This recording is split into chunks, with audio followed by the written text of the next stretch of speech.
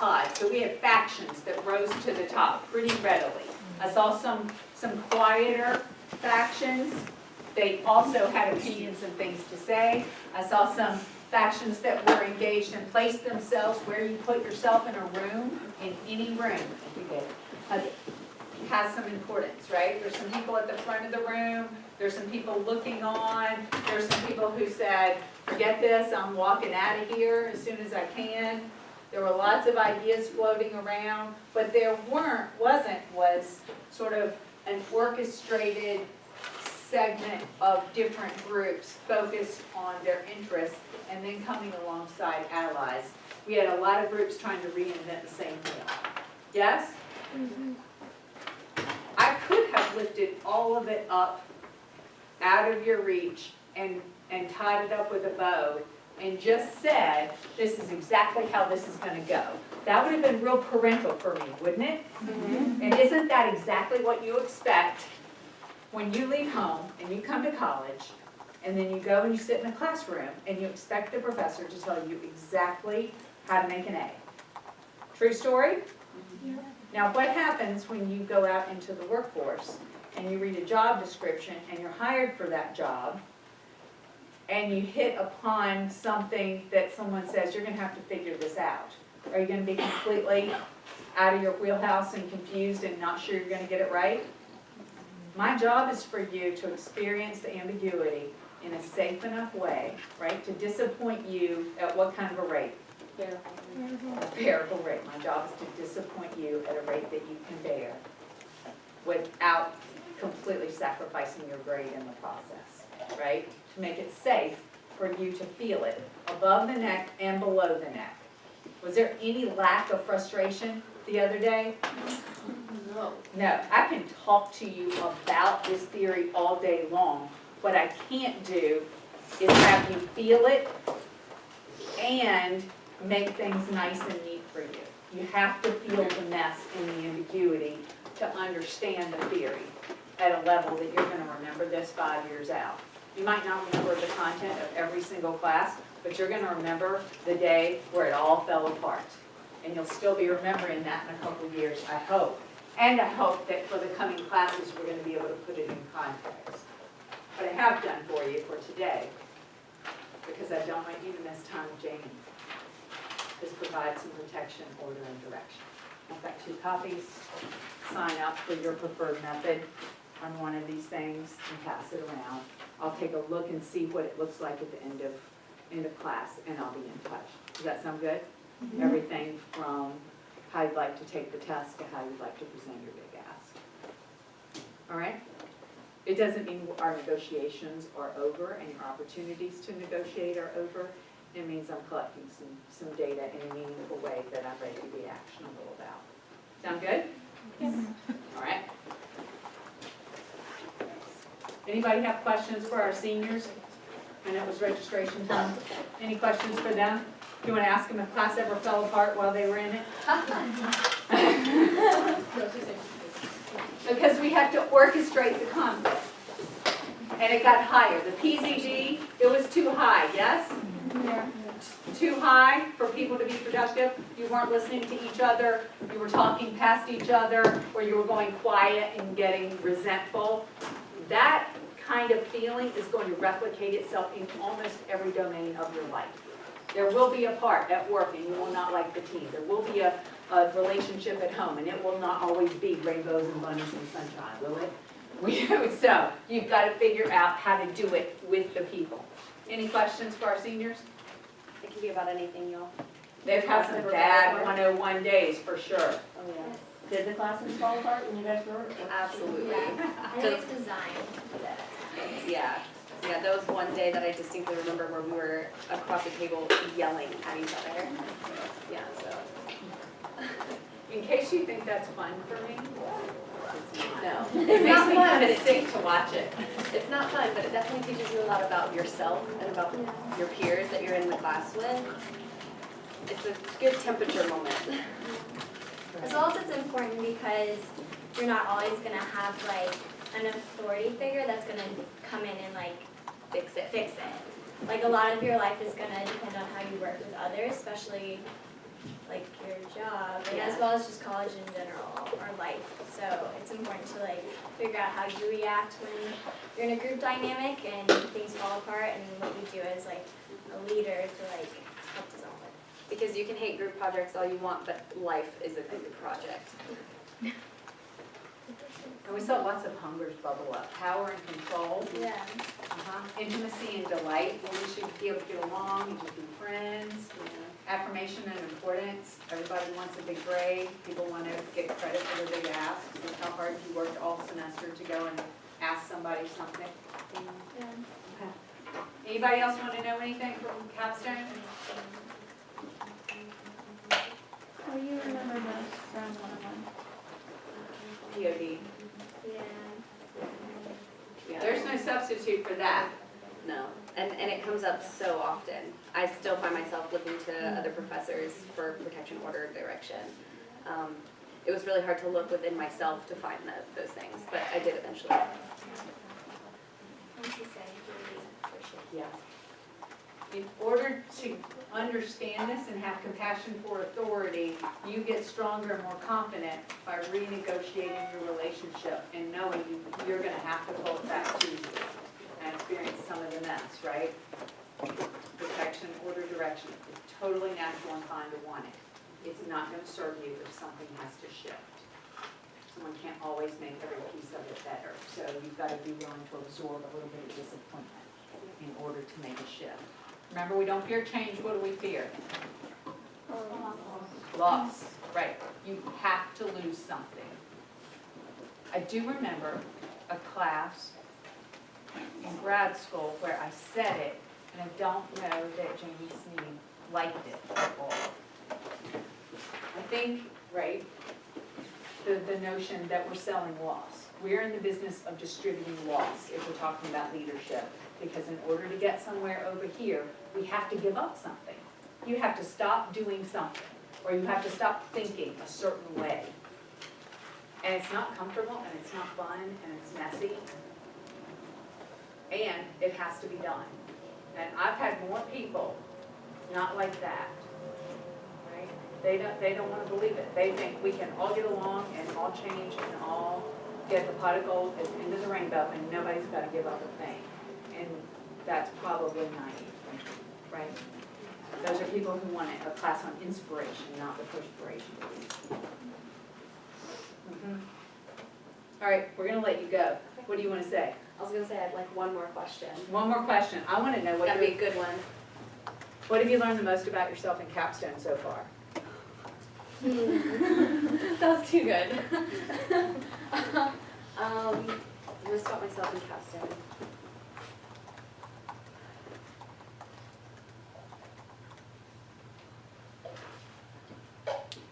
I've definitely learned that while I assume that I'm the leader, or I assume that I like to take on more leadership and I like to help people find their own leadership, I've learned that when someone else wants to be a leader and I can take a break, I definitely will. Oh, that's news for you, Yeah, it is. because you spent a couple years Yeah, trying to orchestrate it all. right. I'm a fixer. I like to be, top person. So it's really difficult for me to realize that stepping back is okay too. And that sometimes I like that, and that's okay. I've also learned that silence is a good thing. That's number one. Yeah. No, I definitely think mine's similar, because I tend to like to control or like to be in control, and a lot of times like I think silence for sure is, I find in our class the people that like say, like when they like don't say much, and then when they do, everyone's like very focused in because they're not always dominating the conversation. However, there is like a con to that, because there are people that take advantage of being the one that steps back and lets people kind of do the structuring in class and participating, and that also can be like diminish what you get out of BLI and the program. So it's important to remember this program I think is very set up and for you to make it how you're gonna get out of it what you put in. So you can choose not to do the readings, you can choose to be on your laptop and do other things in class, but you're gonna like miss out on a lot of information and skills that are gonna help you get through college as well as like after. Yeah, you definitely grow more the more you put into this. It's definitely how you work this program. As well as like I think for BLI 101, going into the next course if you choose to do that group, being able to work with other people is super important because if you can find a collective goal and working with people that have the same, like, which is hard because that's rarely ever happens, so you guys have the Yeah. same goals in mind, but if you can, like, you can do so much more in numbers than you can by yourself. And it's one of the most powerful like, tools that I think as humans we don't take advantage of because it's hard, and that's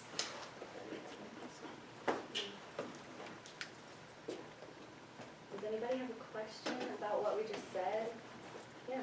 Since being in BLI, do you find yourself having a different definition of leadership than other people around you? Absolutely. for Absolutely. sure. Absolutely. So in BLI, you learn a lot about theory and how and what you think a good leader is, and what Abrina thinks a good leader is. But it's really difficult when you know what a good leader should look like with all your readings and all the theory versus how other people see leadership. Yeah.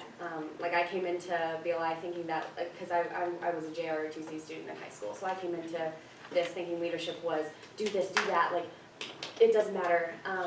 And now it's more of giving the work back, helping other people foster their own authority, helping other people learn and grow and expand. And it's two very different sides of leadership, and most people only see the hard-hitting leader where it's you do this or I'm going to fire you versus I want to build you up with me. I think for sure, like, leadership and, like, how I saw a leader has shifted because I think the common, like, stereotype, I guess, is, like, someone who's very, like, demanding, talks a lot, is at the center front of, like, a project or a movement, and a lot of times the best, most influential leaders are behind stage, building people up or, like, showing how, like, through their own, how they adapt or how they go about a task is, like, action is a lot, and how that reflects to other people is very important. You're welcome to stay. Thank you for coming. Yeah, Thank you. Thank you. Emily, you may.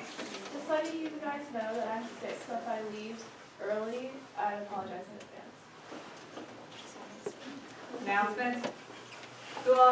Who's completed their big ask? Okay. You're still alive to tell it. I'm available if the clock is closing, the window's closing, and the clock's winding down, and you still need some ideas on how to better reach your list of people. If you're stuck, this would be the moment this week to start reaching out, accessing the resources. I can help. We've got seniors ready to help. People are ready to help. Okay. Without further ado, we've taken up time. Did you have a question? I did. So if I had to negotiate to get an interview, can I use that as one of my big three negotiations? Depends on how hard you had to negotiate to get the interview. So for our prospective families here visiting, they have to negotiate something for themselves and they get to claim some stuff. So what did you have to do to get it? I mean, the person just gave me a late date, and I needed the date earlier, and so I just negotiated for an earlier date. Does it count? I would say so. Yeah, why not? That's a difficult You have to put yourself out there. It better applies to ask for something, take up students that way. I mean, it's hard in general to get in like an interview, so I think negotiating that is hard. Who says that it does? Like, raise your hand if you say that it does count. Our seniors who have to do their own levels of negotiation are not feeling sympathetic, the rest of the class is. So we're going to give it to you because you are your learning cohort. So Jamie Snead is so kind and generous with her time. She spends time doing great work in this world that I hope you will learn more about with DePaul. And they do They work with medically fragile people, foster care, adoption services, and she is working as sort of the strategist, their VP of marketing. She does great things in the world, and I've been seeing all kinds of new marketing modalities online, on TV, on every time I see that pop up on the news in the mornings, highlighting the children with the 30 Days of Hope. I always think of Jamie. I think, yep, I'll bet she's behind something there. So she also works on a senior executive team there that uses adaptive leadership theory, so you know the book. They use decision-making, the 5 dysfunctions of a team, which is partly based in our 201 class. They do McGregor also in our 201 class, and they just have taken it to great lengths because the whole team uses it. And she's figured out how to implement it in her life, and you might have questions about that too, because I think she, better than anyone I've ever seen, humanizes this theory, and that makes her a huge treat for me to watch every single time. So thank you for spending time with us today. You're welcome. So I wore my yellow pants because it matches your leadership on the line. Nice, thanks. Somebody pointed that out to me today. I did not really wear these for that purpose. So y'all haven't done MacGyver yet, have you? No, Or no, that's next class. So when Rena says she sees the good work that DePaul does, I'm like behind a little bit of it, but I've been there 3 years now, and so I just keep like pushing people. And like right now, if you turn on WSLS, they're doing the 30 Days of Hope, which is every day there's a different foster care child featured. I had like this much to do with that, and it was huge for our organization. And so when I think about leadership, I think when I was in your shoes, I thought I had to do all that. Like I had to be the one doing it all. And to me, leadership is about empowering other people, McGregoring, so that you're empowering other people to do important work. You're just providing the vision. And so that when you're talking about the good work and seeing online stuff, I have like this much to do with all of that on a broad scale. I didn't have my hand in it necessarily. I just provided the vision, and the folks got there. So just wanted to have that. So I'm Jamie Snead. I graduated with a master's program in May, and had the opportunity to take 2 classes with Sabrina, and then did my final essay with Sabrina, who taught me do good enough work. It doesn't have to be perfect, which is a lesson I need to learn over and over again before it's going to finally stick one day. But one story I like to tell, and I'll certainly have questions, but as y'all talked about group projects being hard and you coming together, the first thing that comes to my mind is, does anybody know what an IEP meeting is, an individual education plan meeting? Okay, so I have a kiddo with special needs, and so she's in special education. And when you sit down at a conference room table to advocate for your child with special needs, you're there as the parent. There's a speech therapist, an occupational therapist, a physical therapist, there's a principal, there's a teacher, there might be like a psychiatrist for the school, a guidance counselor. And you have this one chief goal to make sure that that child, that individual, has the best plan and is getting the best education to meet certain goals. So it kind of feels like that should be easy, right? We have a common end goal. But it is like the hardest thing in my life I've ever done. In any leadership role that I've ever had, it is the hardest thing that I ever have to do, is sit at that table with those folks who we all are supposed to have this common goal, but their idea of what's good enough and my idea of what's good enough and what my child needs always differs, every time. And that was what my final essay really ended up being about, was how to advocate for your kiddo. I wrote it specifically for the diagnosis that my child has. But it is about sitting down at that table with some sort of authority, that you are in the driver's seat, not the principal, not the physical therapist, but at the same time, you can't run over them. Because at some point, you're just gonna lose them, and they're gonna say, yeah, I'm walking out of the room, I'm not playing in the sandbox anymore. And probably my favorite story, and Sabrina always asks me to share this one, is about 2.5 years ago, we had enrolled my daughter in a preschool education program. And from the get-go, I didn't know what I was doing. She was 2.5 years old. What am I advocating for? I don't even know what I should be asking for. I have some feedback and some research I've done about what I should be asking for, but I don't even know what a good goal for a 2.5-year-old should be. I have this vision, when she's 18 years old of what I hope her life looks like. But what does that mean for a 2.5-year-old? So I'm really relying on these teachers and these educators to really help me and my husband to know what we should be asking for. And so I really went in almost blindly, signed that piece of paper like, yes, these seem like, the right goals. Fast forward about 5 months, and my daughter was making no headway. If anything, we were seeing regression from where we had taken her out of the early intervention program. The school system was not, they were even marking, yes, she's meeting goals, and I'm going, what are you talking about here? And at this point, we had started connecting with other families who had children similar to our daughter and who were a little bit farther down their educational journey. So I'm learning about services that work for them.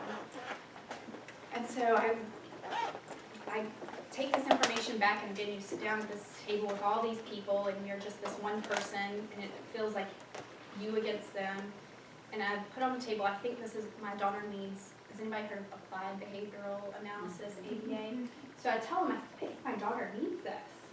Let me tell you about Morgan and Taylor and all these girls who've gotten it, and they speak now, they walk now. Let me tell you about how it's changed their life. And they said, oh, your kid doesn't have autism. That's not going to work for her. And I was just like, I don't know if you've ever been in a group where you've been shot down with a project or something, and you have this idea that maybe you've researched, you feel passionate about, you feel like it's going to change something for once, and you're just instantly dismissed. And I remember walking out of the room thinking, like, what just happened? That, here I've done all this research, I'm ready, and I wasn't even given room to explain it. I was just shot down.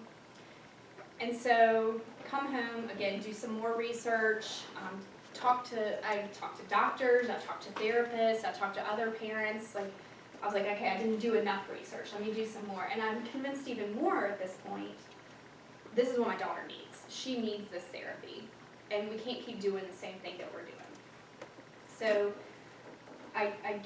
my daughter ends up getting an autism diagnosis, despite the fact that they tell me, your kid doesn't have autism, it's not gonna work for her. I get the diagnosis, we find a school that is incredible. She's still there 2.5 years later, thriving. So I get this diagnosis, I take it into the school system, and I have like this pep talk in the car with myself. There's a video, and I can't think of her name, but she does this like power pose. So I'm like in the car, like, you are in charge of this, Jamie, this is your kid. Like, I'm having this pep talk with myself, like getting myself ready to go in this meeting, and the whole time I'm like, you are in charge, this is your kid, go in, own this meeting. So I walk in, and I did. I sat down with the school, and at this point, I'm in control. This is where my daughter is going. I don't need you guys anymore. At some point I will need them. Actually, coming this fall, I'm going to need them again. But so I did it in a respectful way, because we are going to have to play in the sandbox again together. That is the reality. Well, it's so funny. At one point, at this point, they brought in the director of special education, because when my child leaves the school system, so do the dollars that follow her. Mm-hmm. And so they have a vested interest to keep her in the school system. And so the director of special education slides this little piece of paper across, and he's like, if you could just sign this so that we could do some data sharing with the school, with the clinic you're going to be sending her to. And they're like filling paperwork out left to right, just sliding it to me. And so the first one comes to me, and I kind of like look down at the paper, and it's to share information, and I'm like, oh, now we're ready to talk, right? Now when I'm like ready to pull my kid out, we're ready to talk. So I just slide the piece of paper back and I said, that's all right, you know, you had your chance. We're gonna give this a try right now. Oh, but we can still offer her speech therapy and occupation. You know what? You had your chance. I came to the table with this suggestion 2 months ago. You didn't want to hear it. So here I am saying thanks, but no thanks. We're going to go a different way now. And it was just kind of like, okay, well, we're here when you need it. You know, it was just this, and we've stayed in contact, so that was the summer going into the fall, 2.5, 3 years ago now. And my daughter, I did my research, I knew what was right for my kiddo.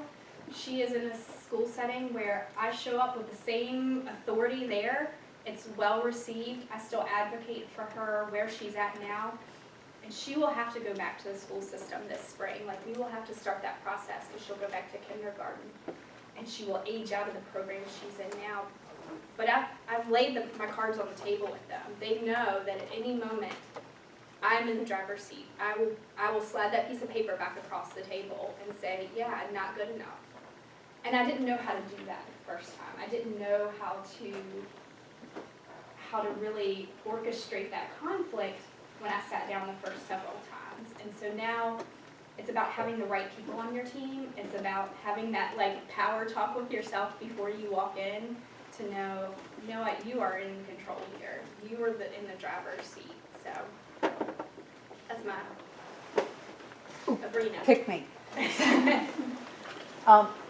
Somewhere in there, you were in a grad class at the time, and we Yes. fishbowled it because you didn't want to disappoint, and you had to No, I have renegotiate this- your loyalties. I have this like, I don't want to upset people. I don't want to, you know, rock the boat. I don't, So your peers had to disappoint you by yeah. playing roles and saying things that would really hurt. And the fishbowl is awesome because one of the, Sharon was her name, I remember that she very specifically, we were fishbowling well, I want to put my kid in this autism-based program, and Sharon made the comment, she said, well, what if your kid picks up your child picks up the behaviors of the other children with autism? And Abrina was like, you don't have to answer that. You can simply say, thank you for your concern. And I've used that in that meeting. That fishbowl really gave you that moment to say, thank you for your concern. This is the path I'm taking.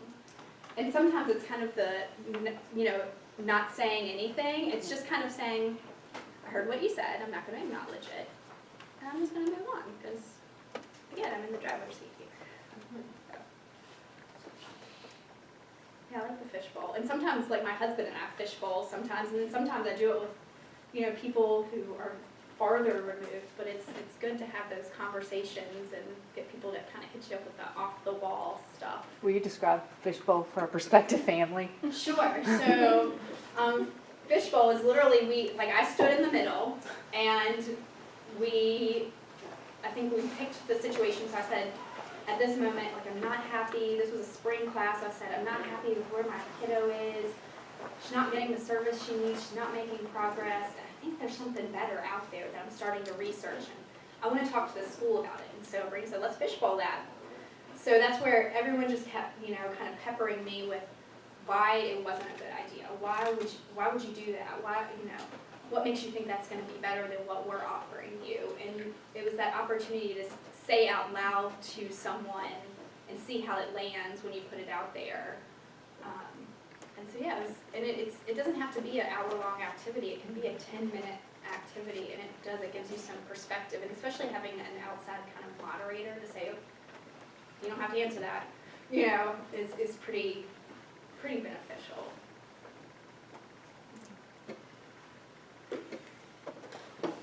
You talked about how you see in the future having to work with that system again. Have you already thought about what you might do differently going in that time? Sure. So, my big thing is I know now what motivates my daughter. I didn't really know that 2.5 years ago, and it's probably not fair to assume the school system knew what motivated her at that point. I couldn't really articulate it, so how was I gonna expect them to? But I will definitely go in this time. I have a 60-page thesis that I wrote on how to do this now, so I feel like I have the upper hand Yeah. here. I have some certain things in my mind. For example, some school systems, not all, will say if your child doesn't read by 9 years old, they're not going to read. It's not worth our effort to teach them. I will come in with the story of Julie, who at 22 years old learned how to read, or of Sydney, who at 16 years old learned to tie her shoes. Like, I will come in with, this is my kid's growth curve, and it may not look like your other kiddos or your other special needs. I'm gonna push back with you on what is realistic. I want them to have as high of hopes for my kiddo as I do, if not higher. That's the beauty of where my daughter is now. I remember a few months, or about a year ago now, they said, we're gonna start potty training. Emmeline is my daughter. And I thought, you people are crazy. There is no way she is ready for this. She has no words, no spoken words. I thought, how in the world? Like, I don't even know how that starts. I mean, I need somebody to have higher expectations for my kids than sometimes I do. And I'm gonna go in with that up front. Like, I need you to have extremely high expectations for my kiddo, because this is what I want for her future. And again, going back to a leadership analogy, I need to show them the future, show them my vision, and push them to help me get there. Push her to help her get there. So my baby cousin, he also has autism, and his family is in the process of actually suing their school district because he needs to go to a different school and they were not giving him the support that he needed. And so I guess my question is, how can I help support like my family, because it's really challenging to be suing the school district. So that is so common. My goal is to not be in that situation. Would I do it if it meant getting my kiddo what she needs? Absolutely, in a heartbeat, right? But my goal is to be on the be ahead of it, to be showing them the vision. And I have by the time we start the process next fall, I will have 3 solid years of data that says this is what works for my kiddo, and this is what's not going to work for her. And so my suggestion is to just, again, turn up the heat and keep holding strong. Find other people, like I said, the Sydney who's 16 years old and the Julie who's learned to read at 22. Like, find other examples of how what they're asking for works. Because for me, that's what it's going to come down to, is I know that's what your piece of paper says. I know that's what that master's degree that you have says is the path for special ed kids. But this is my daughter's path. And when it comes down to my child's specific diagnosis, I am the expert, not them. They have never seen another child with my daughter's diagnosis. I've met 50 plus of them. I know their parents intimately. I've written a 60-page paper. So there's this part of you that says you go in knowing so much more and you become the resource. I think when it gets to a litigation standpoint, that's hard, right? At that point you almost need, an attorney in order to be a huge support. But yeah, I would just say find other examples, keep the heat up, and don't back down and follow your gut. I was in my 30s before I learned to follow my gut, and my guess is your family is doing that. Their gut says this is what my kiddo needs, and that's what they're going for. And support them. I'm gonna go here and I'll go back there. I'm just thinking about the reading that we did, and it talked a lot about how, especially for women, it's easier to advocate for other people, and in your situation, advocating for your daughter, but also, my older brother has Asperger's, so I'm very familiar with IEPs and all that kind of stuff. And I know that for my family, we actually ended up going with an educational advocate. Yep. And did you ever think about getting someone like that involved, just because in that standpoint, if you're trying I wish I had preserve that relationship? Yeah, when we were new at this, I wish we had. I wanted to go it on my own now. I feel like I'm a different person than I was. Once you've written 60 pages about it. Well, yeah, once you've written about it, and once you've lived it, and once you know, I didn't know 2.5, 3 years ago what was the right path.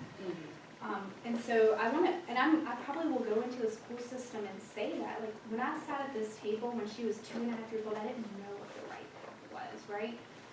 And I expected you guys to know it.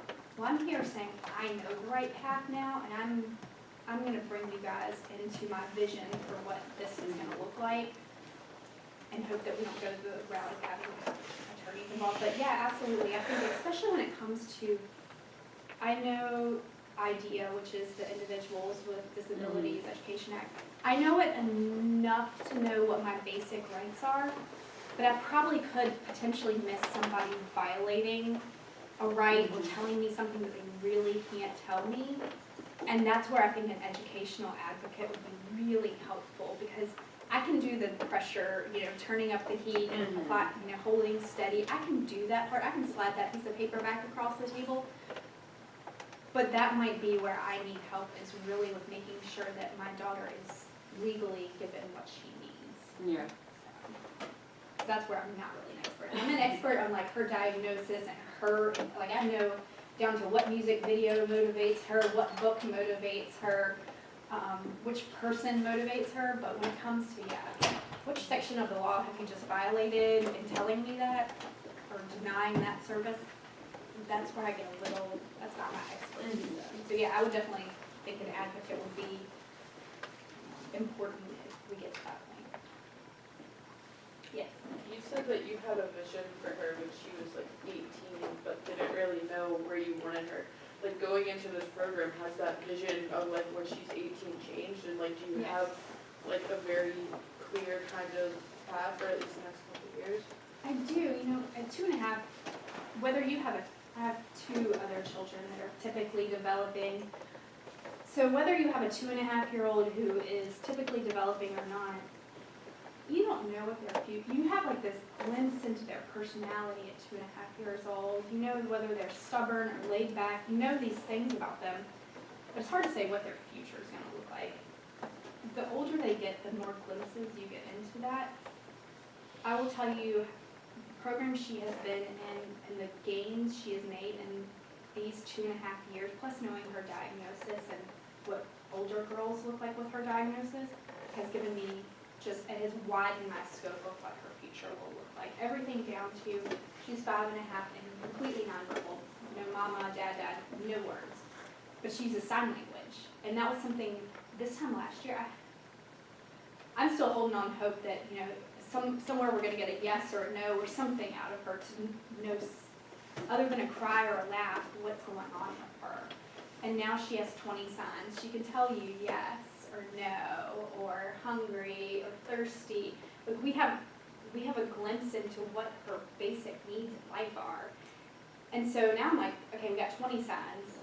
She started walking 2 months ago for the first time. I mean, that was huge for us. So 2.5 years old, she could barely sit up herself, and she couldn't feed herself. She was still drinking out of like a hybrid bottle sippy cup. She drank out of a regular cup. Like, my expectations for her are that I'm probably even underestimating what she's capable of. And so yeah, I feel like before I go into that meeting, I need to write down what my expectations are in black and white, and probably maybe even fishbowl those with, my husband, so that when somebody says, what do you want her to be doing when she leaves the school system at 21, what do you want that to look like?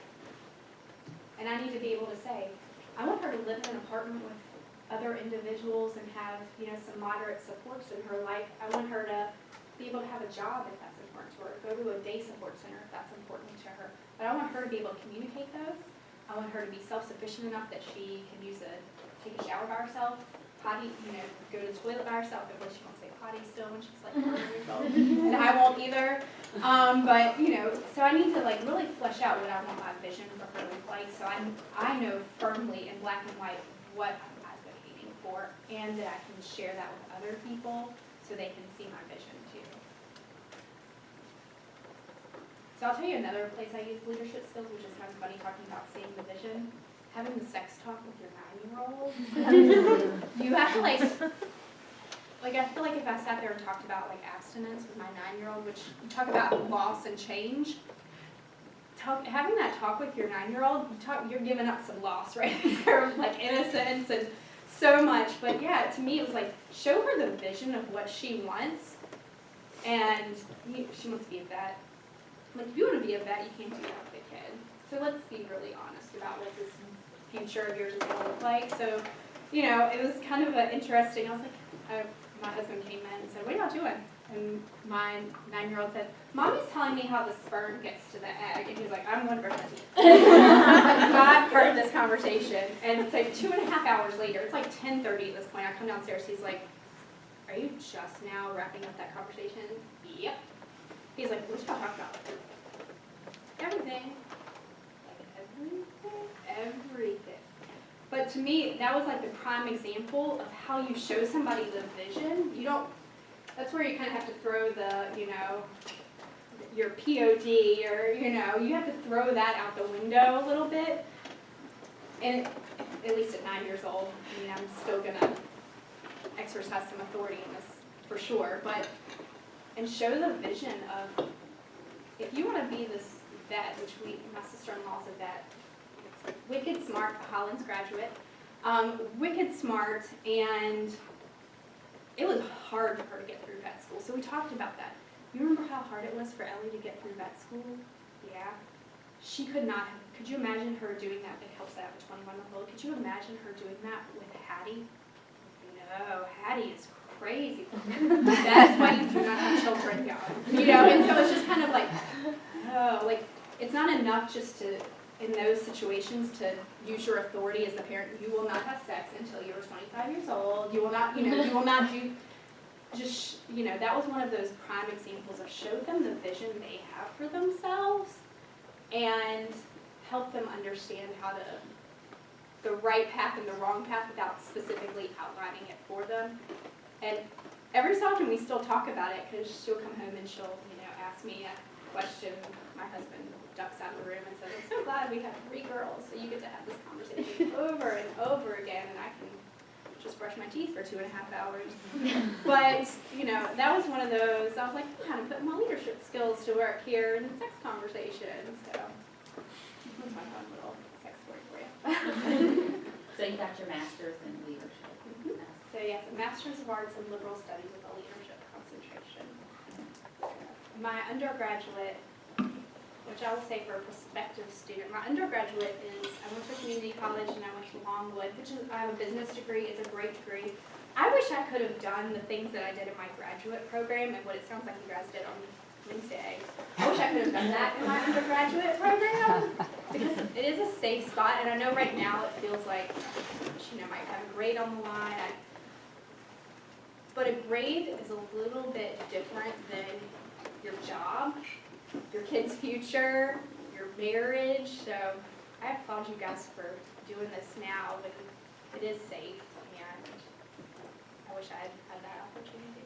So it hasn't always been rainbows and bunnies. You've had teams where there have been staff members who didn't meet expectations and you've had to amp up the temperature or orchestrate the conflict or do some interventions that maybe you wouldn't have wanted to do years Absolutely. before. You know, we're at a place at DePaul where we have a vision for our organization and where we want to be, and we have people who've been there for 20 years who are going, nope, I have a right to be here, I've been here 20 years, this is my organization, I don't know who you are who just walked in here 3 years ago, but this is my way, this is how I'm doing it, and that's all there is to it. And those people are really bad for culture, and they hold us back as an organization. It's crazy to think that a 200-person organization can be held back by one person, but they absolutely can. And yeah, we talk a lot of, about the technical versus the adaptive leadership, and it really is applying pressure, turning up the heat, holding people accountable to the vision of the organization and saying, if you're not going to be part of this vision to get here, and let me show you how you're going to do it, then we're going to exit you from the organization. And it's tough. I mean, I've had those people on my team tough. And you like to be liked. I do. I like to be liked. I really do. Whether I'm sitting at an IEP meeting as Emmeline's mom or, at work, I'm getting over that in small little bits, but I like to be seen as competent, likable, but approachable. You know, I have all these like things that I want people, I don't want to be a bitch, right? I don't want to be the one who is, you know, holding up progress or not playing well in the sandbox. But yeah, it's hard sometimes when, again, for my department, marketing is part of it, but fundraising is part of it as well. And I have this huge vision for us that we're gonna put foster care out of business someday, that we are going to intervene in families before children experience abuse, before neglect happens, before substance abuse affects a way a parent care for their child. But I can't do that when I can't trust the people on my team to do the task that's in front of them, so I'm doing it. I'm cleaning up the pieces behind them. And in some cases, I've let people stay on the team too long just because I want to be liked. And I've finally got to the point where I'm like, you know, my vision's more important now, you gotta move on. We're at a point where we're moving people along. And if somebody told me 3 years ago that that's where I would be in this role, I probably would say, yep, not signing up for that.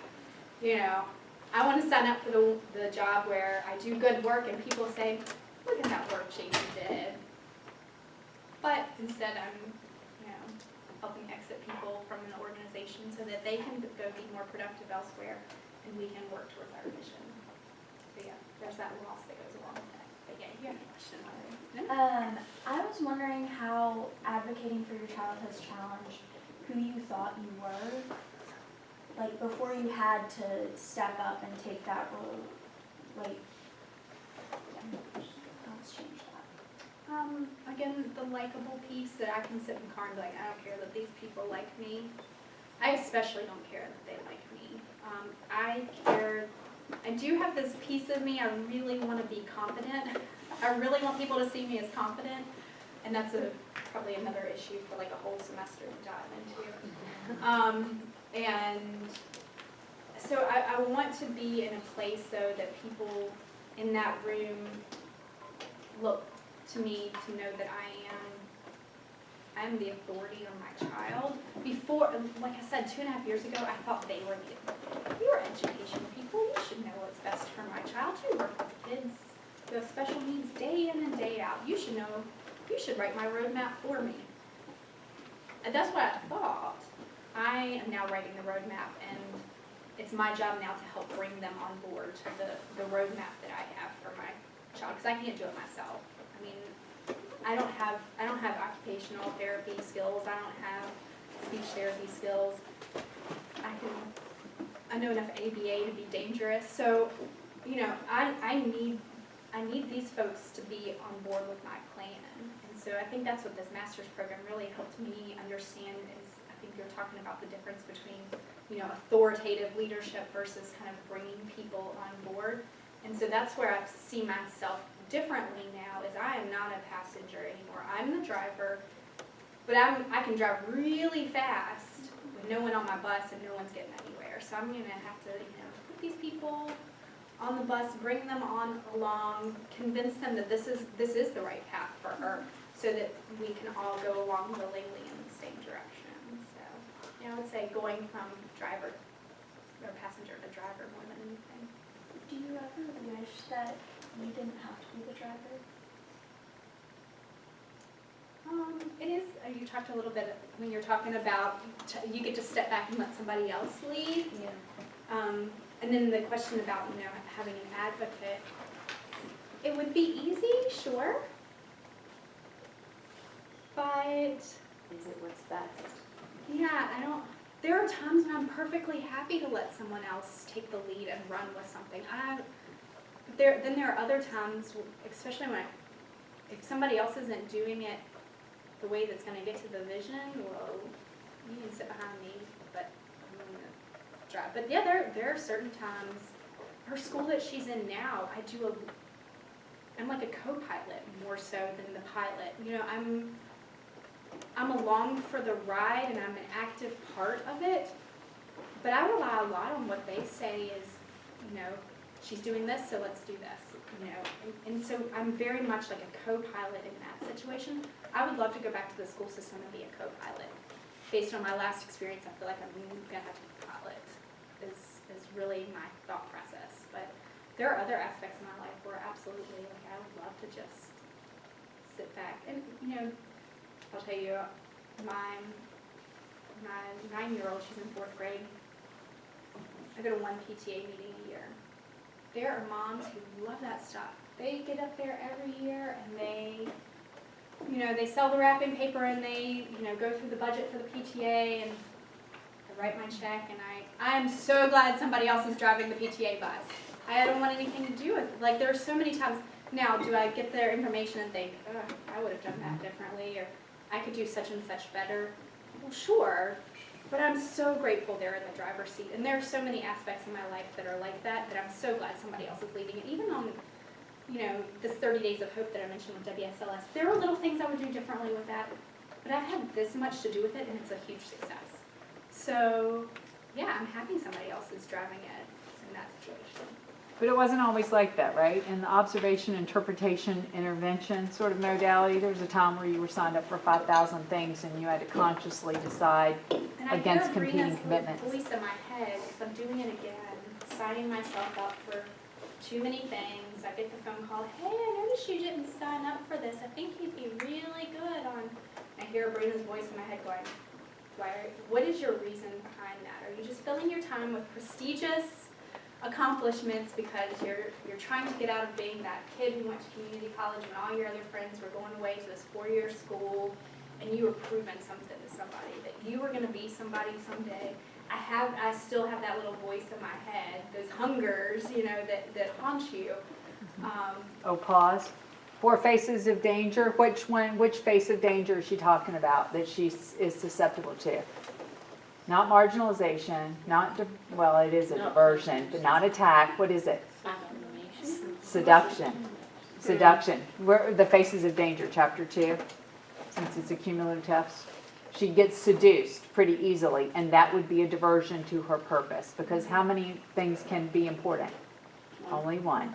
And in terms of the hunger she's talking about, there's power and control, affirmation and importance, and intimacy and delight. So to the degree that she gets seduced, it will be because of affirmation and importance. She wants to feel important and confident, and there's this system that says, oh, you would be so good at this. Even though she knows good and well she doesn't have time to be doing that. Yeah, I mean, again, I work full-time, 3 kids, 1 with special needs. I don't have a lot of time, but yet I somehow, oh, yeah, do you want me to serve on that committee? And that's it. I'm just going to be a passive member on this committee. I'm just going to show up to the meetings, offer some words of wisdom. Oh, you want me to do that survey? I'll do that survey. Oh, you want me to analyze the results of that? Oh, you want me to stand up in front of the church and talk about... I just keep saying, oh, yeah, I'll do that. I got to stop doing that, right? So, yeah, I have given up a lot of things. I've resigned from boards. I've resigned from organizations. But I do still find my way. I do still get a little bit of an ego stroke when I get that call. I know you didn't sign up for this committee, but we could really use you. Okay, you know, the committee clearly will not be good if I'm not on it, so I better show up. It's like completely, yeah, I do false, yeah. Well, we can't adequately deal with hungers and faces of danger if you don't say yes to 101. So we're so grateful that you say yes to us. If I could chime in back to that question, it might be easier to go back into a passenger instead of taking your driver's seat, but you're not going to raise your temperature or your pressure enough to grow in the space that you would want to grow. So while it might seem easy, it might not be like the best route to take. Does that make sense? Yeah. I'll tell you some of my easiest jobs were my least favorite jobs in my career. They were the jobs that I had a boss who said, everything I did was lovely, and I just never, it was easy, right? You show up at work and you just know everything you do is going to be lovely that day. You're not growing as a person. Whereas if you have that person who shows up and says, let's talk about this.